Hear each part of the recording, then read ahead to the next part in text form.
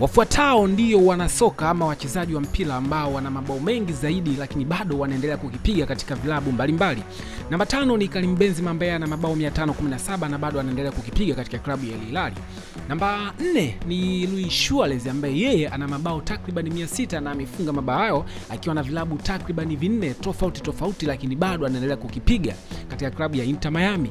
Namba 3 ni Robert Lewandowski ambaye anakipiga kwenye klabu ya FC Barcelona. Yeye ana mabao takriban 728 huku bado akiendelea kukipiga katika klabu hiyo ya nchini Hispania.